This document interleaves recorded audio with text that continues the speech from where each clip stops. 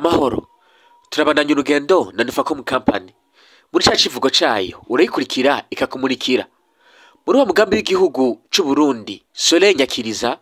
Nufacom Company mu gufatira mbere mu gushikana uwo mugambi ku benegihugu bose muri ya mbono kazoza y'igihugu igihugu cifashe mu mwaka w'ibihumbi 2040 igihugu giteye imbere mu mwaka w'ibihumbi 2060.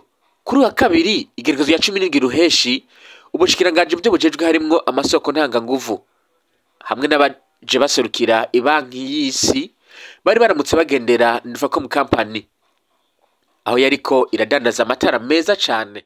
Tubanje kubaha ikaze cyane cyane abashitsi batugendeye mu kanya hano mushitse ni ku mutumba wa Gitaza nkuko nari mpejeje kubivuga, kandi twebwe tuhari natwe uno musi twabaye abanyagitaza kubera ko Nufacom Company twariyemeje gushigikira ahantu hose iterambere ry'igihugu cy'u Burundi rizoba rigomba gushika, kubera ko dukorera mu mugambi wa leta y'u Burundi bwacu uvuga yuko u Burundi coba igihugu cifashe mu 2040 maze mu 2060 kikaba ari igihugu giteye imbere. Rero nkuko uwo mugambi wa nyakubahwa nyiricubahiro General Major Evariste Ndayishimiye ubivuga, natwe nka Nufacom Company ntituja inyuma. Twari dusanzwe turi Nufacom Company, twari dufite ikivugo nkuko abantu muri ko muragenda muvyibonera cyavuga ati nkurikira nkumurikire. Iki kivugo twakigize hataraza Nyakiriza nayo ikivuga kumurika no kwatsa byose n'ibintu bimeze neza. Mukomera amashi Nyakiriza cyane, byarahuriranye twari twareretswe. Imana ni nziza cyane, murakoze cyane. Hariho n'ayandi matara turafise nk'amatara tweretse abarovyi, amatara bita TDS n'amatara kubera ko stoke yacu naho bimeze uko ntirashika yose aturiko turadandaza ni stoke bise swap. Twabaye turafashanya n'umwe muri twebwe muri projet ya Rosa ya mbere, ariko twebwe ayacu biko biragenda neza. Leta igwenda tworohereza badufasha kandi bigeze ku ntambuko nziza. Twabwiye abene gihugu kuva nko mu ndwiza ibintu byose leta yaramaze kubidufashamwo, nta kibazo kizoba gihari, stoke yacu izoba yaje. Ikibazo dufise gushika ubu nkuko twagiye turabibona cyane tumaze kubitororokanya, twaje gusanga ahubwo iyo stoke dufise ari nkeya cyane. Hano dufise amaliste y'abene gihugu babaye benshi, turabandika barindiriye bari anatante yayo matara. Hakabaho nabo ngaha bamaze kutubwira ati nka twebwe dufise amayizine y'ikawa, wa undi atwara koperative urahari, nk'ujya atwara yateza imbere ikawa, bavuze ati turazikeneye cyane ku bwinshi. Yambwiye na izine y'ikawa bose bafise ni benshi. Ikibazo dufise nuko iyo stoke turayizi izoba ari nkenya cyane. Twagomba dusabe rero ko tugize Imana tukabona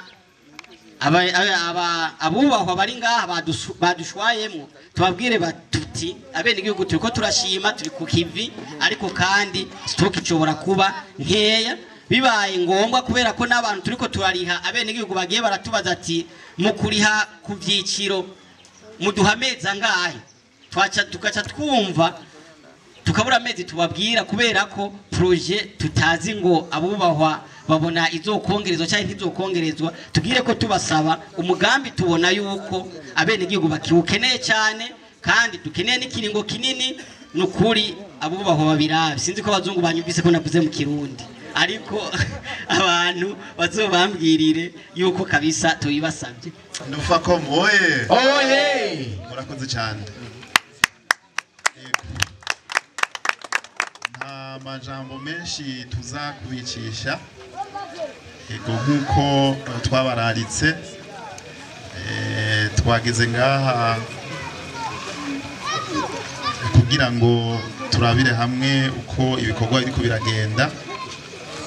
Ibikorwa by'iwanyu twatumaze iminsi tubibonera mu maraporo, turavuga tuti reka twishikire kuri terrain turabe ko bimwe mudushikiriza mu maraporo ko bihuye n'ibyo kuri terrain. Rero ni miyo ntumbero mu mugambi Soleil Nyakiriza twazindukanye n'abarongoye ubushikiranganji mu byo bujejwe harimwo aya masoko ntanganguvu, tukaba twagendanye n'abarongoye banki y'isi ngaha mu Burundi isanzwe ifashanya na leta y'iwanyu, murazi ko mukunda kuyita n'ivyeyi kabana nkozi.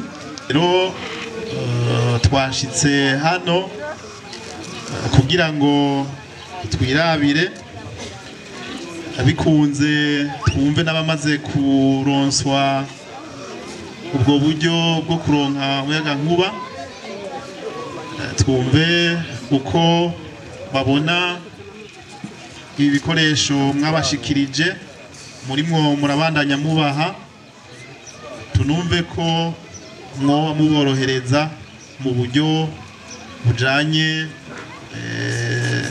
no koroherezwa mu kuriha buke buke, ariko ico twumvise ko mwagifashe nka nkama mu ntumbero yuko n'ufise uburyo buke atosigara inyuma.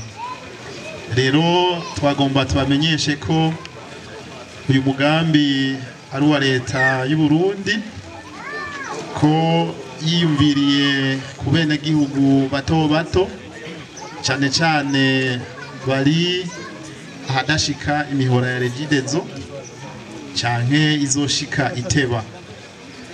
Ari naco gituma twagomba kubatera intege mwebwe Ndufako kugira ngo mukoresha ingufu zose abenegihugu bashobore kuronswa ivyo bikoresho ku buryo butabavuna, mukorane n'ama microfinance, mukorane n'amabanke, mwegeranye abantu mubigishe kuja hamwe kugira ngo bashobore kuza barafashanya kurihiranira mwajya amasosiyete yo kuguranana kugira ngo nabijya bikoresho byisununuye bashobore kubigura navyo nyene.